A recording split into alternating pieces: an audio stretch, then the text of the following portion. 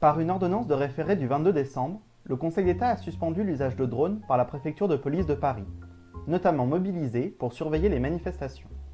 Le 18 mai dernier, le Conseil d'État avait déjà interdit à la préfecture de police d'utiliser des drones et soulignait la nécessité pour l'État d'autoriser et d'encadrer cette pratique de surveillance par des textes législatifs et réglementaires. Cette décision n'a pas empêché Didier Lallement de continuer à recourir aux drones au prétexte d'utiliser désormais un logiciel de floutage pour masquer les visages des manifestants avant la diffusion des images en salle de commandement.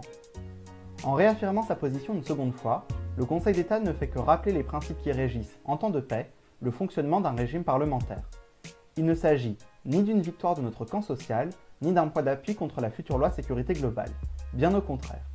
Loin de discréditer l'article 22 de la proposition de loi sécurité globale, qui prévoit d'autoriser dans la loi les forces de police à recourir aux drones à des fins de surveillance, cette ordonnance du Conseil d'État la légitime.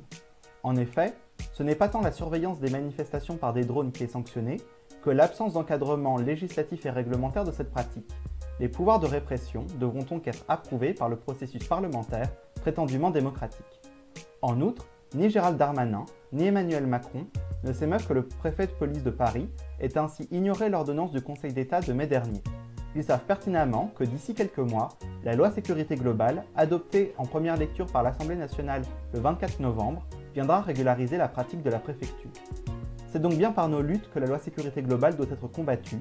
Le Conseil d'État, quant à lui, donne son appui à la politique répressive du gouvernement en la parant des habits de la régularité institutionnelle.